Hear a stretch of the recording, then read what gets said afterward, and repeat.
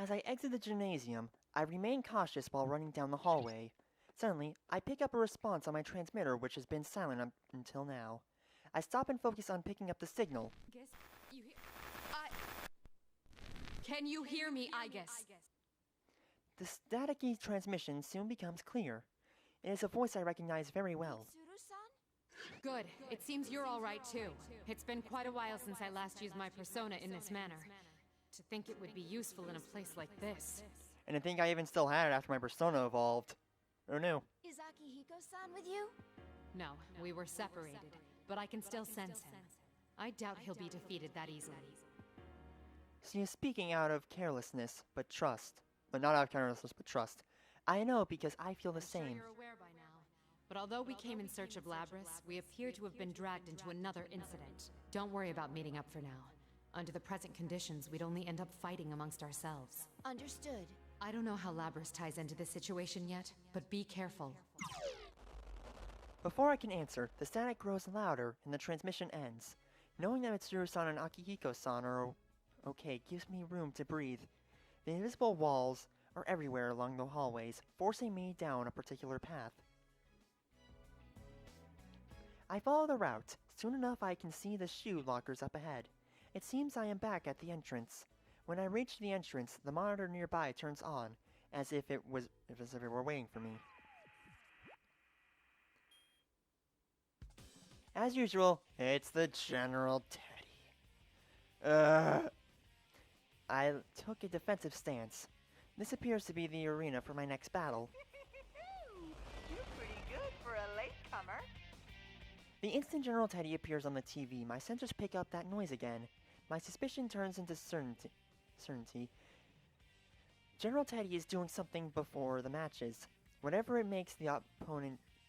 Whatever it is makes the opponent belligerent or something similar. I can assume that neither Kanji-san nor Chie-san were acting like themselves before the battle. That would explain why none of our stories were consistent afterwards. Well then, bring out the next opponent!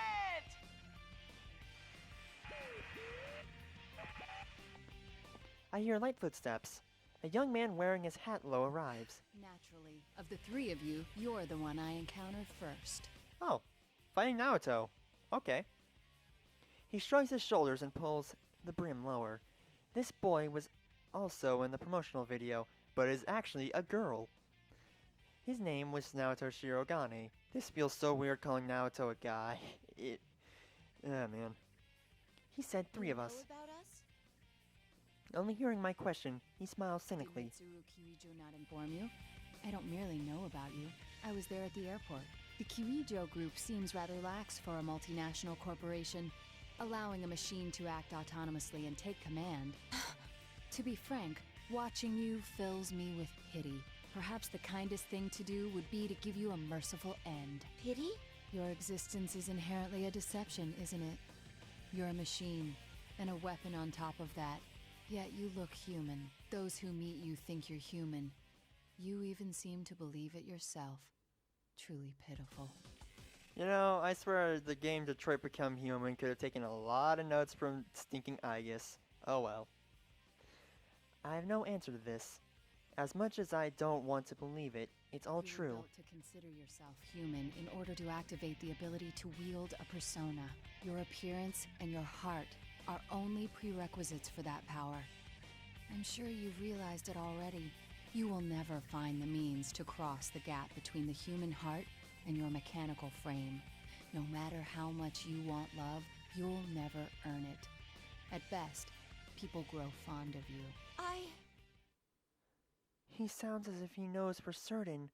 I hang my head in spite of myself. The more I consider the matter, the more I genuinely pity you. I'd best hurry up and put an end to your pathetic life. Naoto-san draws his gun. Because my eyes are lowered, I am slow to react. I already knew that we had to fight, and yet... I curse my carelessness and quickly stand back up. Goodness, what does this story have against Aigis and being a robot? Holy crud. Finally. Alrighty then, bring it on, Naoto. You know what, I'm gonna actually try to use it. Okay, I think what I gotta do is thinking use... Ah, dang it. I messed that up. Nope. Ah, gosh, forget it. Forget it. I'm not using the special attack. It's just a waste of time and effort. Because, gosh, dang it. I know probably a lot of you would love to see it, but, like... and I'd love to show it off as well, but I just can't. It's just too difficult to pull off. Anyway, let's just put a mine right there. And, oop, take care of Naoto. Just thinking use, gosh dang, Athena. And, gosh dang it. Yeah, I'm not too good at playing Aigis, mainly because, like, the only characters I really play in this game are stinking, like, Chie, Yu, and Kanji. Yeah, she's fun to play as anyway, though. Naoto-san slowly gets up. She is staggering and still slightly dizzy. I watch carefully for any change in her behavior, but I am surprised by what I hear next. Are you thinking what I'm thinking? The mastermind behind this tournament may have some means of fogging our senses. Were you suspecting that as well? Yes. Seeing me nod, Naoto-san smiles. Then we are in agreement. Its aim appears to be to make friends fight one another, though it's a mystery to me as to why it would do such a thing. Naoto-san brushes off dust and walks towards But me. the battle is over and the interference has been lifted. Given past examples, the pattern is clear. How about it? Why don't we talk things over? I have no objections. Naoto-san seems to understand everything. I nod my head, relieved. Also, I just realized that the little bottom thing that shows all the options is still up. My bad. The TV I'm playing on for some reason does not show that. I don't know why. I am Naoto Shirogane. I work as a detective. I agreed to act as an observer for the police regarding the special cargo, met with Kirijo-san beforehand, and accompanied her to the airport. So that's how you knew about us. I recall seeing you in the introductory video along with the other competitors. They're good friends of mine. I attend Yasogami High, the same school as them. I see. So after you finished your business and returned to your hometown, that video appeared on TV. Is that correct? That's right. At least that's what I should say if I wanted to feign innocence. What? The real reason I came here is because I was tailing you. It was for a secret investigation. For who? Naturally, I cannot reveal my client or what their aims are, but I'm sure you have your own secrets to keep. What do you think? As long as we're in the same boat, why not cooperate? I become tense when she mentions her secret investigation, but that is not important now. It would not be wise to continue to stand in each other's way in this situation. I accept Naoto-san's hand and we shake. How much do you know about this world? Your friend told me it's a realm formed by human thought. In which case, why a school? This place varies according to people's mental state. When someone enters it directly, they have a much stronger effect on it. For a normal person with no persona-based resistances, a dangerous situation will arise where their shadow goes berserk. That happened frequently in the case I was involved with last year. This false school may have something to do with it. I consider Labrys. According to her specifications, she should be able to use a persona, but did this come from her mind? Why a school? And why Yasogami High School of all places? She has no prior knowledge of the place. She has never even visited Inaba, but if that girl is Labrys, she undoubtedly has a heart. It is possible that something like what Naoto-san suggested could happen. I assume you have a theory already? Yes. Thank you very much. I believe I'm slowly starting to understand what's going on. I look down the path ahead, but before I go, I turn and ask Naoto-san a question. Would you mind telling me something? Why did you tell me about your secret agenda? I suppose because it wouldn't be fair otherwise. A weird smile spreads over Naoto-san's Given face. that I cannot leave here and must trust my friend's fate to you, it would be unfair to continue deceiving you. But not only that, you carry out your duties with little care for your true appearance. You and I are not on equal grounds there. My true appearance? Consider it a sign of my respect for that. I still seem to have a soft spot. Naoto-san's smile fades and she looks at me solemnly. Aika-san, I ask only one thing of you. Please save my friends. That is my intention. Thank you. I'll wait here, secure in knowing that. We nod to each other. Shinji-san, Kanji-san, and Naoto-san are all so different, but they are connected by a strong bond. Knowing that fills my heart with warmth. I'm curious, though. When you refer to your true appearance, do you mean the fact that you are a woman? What? Am I mistaken? Oh, well... Your clothing hides it, but my sensor scan shows the body measurements of a human with female proportions. What do you mean? How much can you see? Yes. Suddenly Nacho-san loses all of her composure and turns red as she covers her chest with her arms. What happened? I don't think I said anything to warrant such a reaction. Just then, General Teddy interrupts over the monitor. Hey, enough with the chit-chat! Hurry up and move on to the next! Would you like to know your current measurements? From top to bottom, they are... That's quite all right. Even the... Never mind, little old me. Please finish that line of thought. I demand it! How did we get so off subject? If you're going to go, please hurry and leave. She yelled at me. I must have said something rude. That still happens every so often.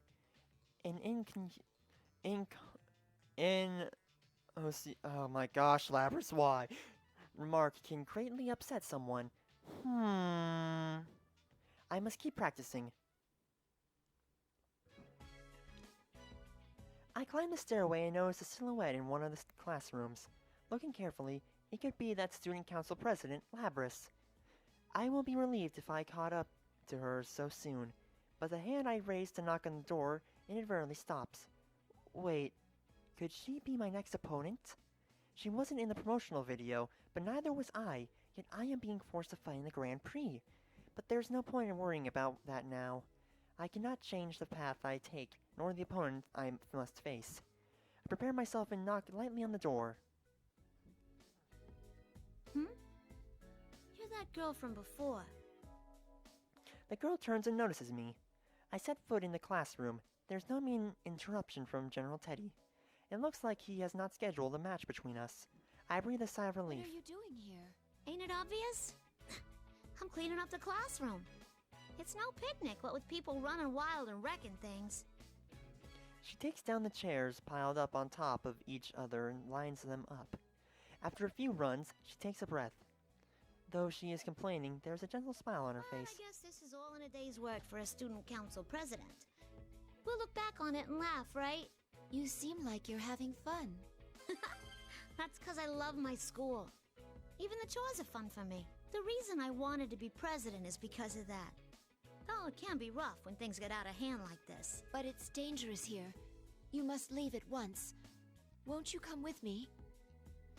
She seems confused by my words and tilts her head to one side. What? You're worried about me? Hey, I'm the president. And you might not think so to look at me, but I ain't no slouch in a fight. I'll be fine. No, that's not what I mean. How should I put this? She still has no idea of the danger. She walks up next to me, takes a long look at my face, and giggles. Clothes are pretty out there. But I can see you mean well. Thanks. Some of these students won't listen to a word I say. But I feel like I gotta be here. No. I wanna be here. Even if it puts you in danger? You're really a drama queen, aren't you? Who's to say I'm in danger for sure? Besides, Her eyes burn with affection for something dear to even her. if you're right, I'd want to stay here. There's no need to test her commitment. It is consistent with the fact of this world being created. Then, is she I human? always wanted to go to school with everyone. Just like normal. That's all.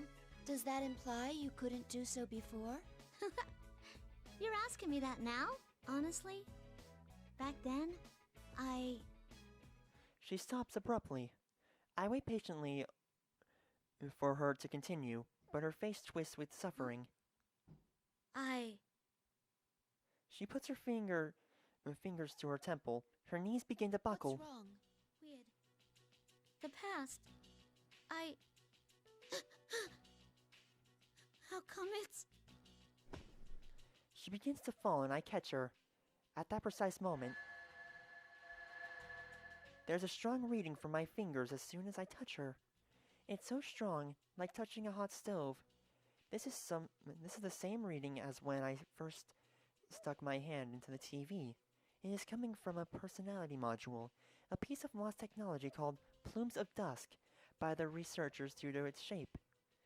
I have one inside me as well. This is not merely strong evidence, it is conclusive.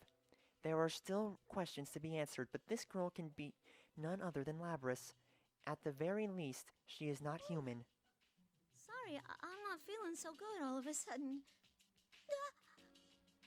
The memory she is trying to access is causing conflicts with her current level of awareness. If she tries to remember, she will not be able to maintain her mental state. The memory is that charged. I hold her close and wait for her to calm down, but her reaction does not improve. It gets worse. She shakes violently as if electrified. Suddenly, bright lights burst in front of my eyes. Is something flowing into me? I quickly let go of Labrys, but it does not fade away easily. Images I don't recognize flow together in my head, one after another at incredible speeds. Are these Labrys' memories? The torrent of data finally subsides. I analyze the data to find out what happened, and then I understand. It did not flow into me. This data was already dormant inside of me. I am the last number of the anti-shadow weapon project. I inherited all the data from the previous models of the same type, both tangible and intangible. Labrys' memories were part of it. Normally, the developers would not upload data into me that was unrelated to battle. But the Plume of Dusk is a black box. It is possible that something was transferred somehow through that. Thinking about it, that might have been the reason I thought I saw Labrys at the airport. My glimpse of the newly awakened Labrys caused my buried records of her appearance to be called. Perhaps that is what happened. Unfortunately, the memories I have just accessed are in complete disarray. I can't just flip through it like an album. The video records were not in chronological order, making them useless in their current state. However, there was one memory that left an impression on me. The sea. That cerulean sky and lingering clouds, the emerald blue water. All of the other memories are of cold, mechanical rooms, or the night sky, but this one is different. What was that just now? Labrys staggers as she stands up. Before I can ask her anything, she abruptly shakes me off and rushes out of the classroom. Wait! I try to chase after her, but after only a few steps, I tripped over my own feet.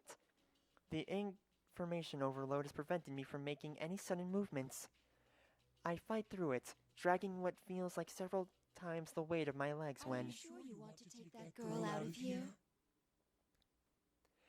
Oh, we're going there already, aren't we? I stumble to a stop and look around, searching for the hidden speaker. This is the only place she can fit in. No one will understand her once she steps outside. But she can't become human either. So she has no other choice but to wallow in this illusory school. Pitiable, isn't she? But this is the only way she can be happy. Are you going to take that from her? I stop, suddenly realizing the answer to my question, and catch my breath in my throat. This voice, it's mine. What will you do after you take her from here? Lock her up in a box again? How cruel. No wonder she ran away. Ran away? What are you... You don't mean... You finally figured it out? Labrys wasn't brought here by some sinister mastermind. She escaped on her own and came here. That can't be. The suspects in the hijacking case... I'm sure you've seen the opponents you fought so far robbed of their sanity. Have you forgotten already? You're saying that was Labrys' doing too? Yes. Her heart gave birth to this world, and that power is one of her abilities. From some special equipment. With a power like that, wouldn't it be simple to control a number of ordinary people? It's true that the hijackers were confused. and that there were signs of some mental It does seem interference. strange to go to so much trouble to come to a place like this. If she did in fact do this, then she must face herself. What gives you the right to say that? Suddenly, the tone of her voice changes. She speaks very gently, like a parent correcting a child. You've experienced suffering before, too. It pains you to have a heart, knowing that you can never be human. Even if there was someone you considered to be worth fighting for, you can't be a real companion to them. That's why you chose to protect them as a weapon. But in the end, you still lost them. What do you know about me? Mere words will not cause me to abandon hope. A brave bluff. But a tool like yourself can never be a true partner for a human. Doesn't your heart yearn to be by their side and to be loved? It hurts so much that I wish I could go back to how I was before I gained a heart. Has that really never once crossed your mind? I think not. That pain will never completely disappear. It will always fester inside you. Isn't that right? Even if you take Labrys away, the same will happen to her. She'll become just like you. Is that a fate you want for her? You see, here you can have anything, as long as you look away from the truth. That doesn't just go for Labrys, but for you too. You always need to find the truth. Dang it! There's always truth! I would always say that dumb thing when going through my playthrough of Persona 4 Golden for the heck of it. Anyway. Even the things you have lost forever, here, you can have them back. What are you? I cut myself off, realizing that I am becoming fascinated with the voice. This isn't good. I cannot let the voice deceive me. I must get its speaker in my sights first. I carefully attune myself to the source of the voice and quickly turn in that direction. Oh, wow. I was not expecting her eyes to be, like, glowing. Huh. But the person standing there is me. Or rather, something that looks like me. At first, I think that the overload is still affecting my sensors, but that is not the case. I'll take away your suffering. Now, take my hand, Aigis. Reach for my hand. I couldn't help but make that Three Houses reference. I smile and extend out my hand. I feel sick. This is very confusing. I don't know what to do. My mind advises caution, but my heart doesn't listen. But all of a sudden, a door opens in the corner. Pardon my interruption of this seemingly trivial conversation. Yay, Elizabeth! This unexpected event brings me back to reality, and I realize that I was nearly seduced by its problems. Premises, I mean. On a second look, I can see a woman beyond the doorframe. That distinct blue dress. I recognize the attire of an elevator girl. Her name was Elizabeth, I believe. But why is she here? Elizabeth walked right in the stands in the center of the room. There is nothing outwardly abnormal about her pose, but it is as imposing as a battle stance. She opens her thick, leather-bound book, then smiles dauntlessly at the other me. Excuse me, but I would like a word with this lady over here. Would you mind leaving? Who are you? If you don't leave the two of us, I must resort to giving you a hearty thrashing with my book. It's a hardcover, leather-bound edition, and is quite powerful. Enough to do over 4 digits on average, I'd say. Oh my gosh. Without warning, the pages from the open book overflow with light. I don't believe this. The other me's face flinches in pain, and she vanishes into thin air without spitting a curse. Wow! Well, while spitting a curse. Wow, okay. Did she cease to exist? I can no longer pick up any readings on her. The tension leaves my body and I collapse to the ground. While I am there, Elizabeth walks towards me. I first met her 2 years ago. Her attire is somewhat strange, but the place I met her was even stranger. A blue room. That is the only way to describe the mystical space. Its residents called it the Velvet Room. I do not believe it is at all part of the real world. There, Elizabeth was one who governs power. She helped to grow spiritually by introducing me to the power personas. I never imagined that she would leave that room, let alone that I would run into her here. Yet her appearance here has saved me. I'm sorry for that. Thank you for saving me. Did I save you? She stares straight at me, then lets out a long sigh of disappointment. I was on a journey for personal reasons, but I sensed some extraordinary powers clashing against each other and came to see what all the fuss was about, only to be met with this bitter disappointment. I am baffled by her Please candidness. stand. Have you already forgotten the enlightenment you gained before me once? Has it escaped your prodigious goldfish-like memory? It seems that I must once again ascertain what you are truly capable of. She speaks in tones as if she is engaging in everyday conversation and opens her leather-bound book again. I suddenly feel the deadly force of her intent, fierce as a gust of wind. Something about me has disappointed her. I know that much, but I clearly have no time to ask her what it is. Here goes. The cards will decide your fate. You know, something tells me that Elizabeth isn't challenging me to a children's card game. It's just a hunch.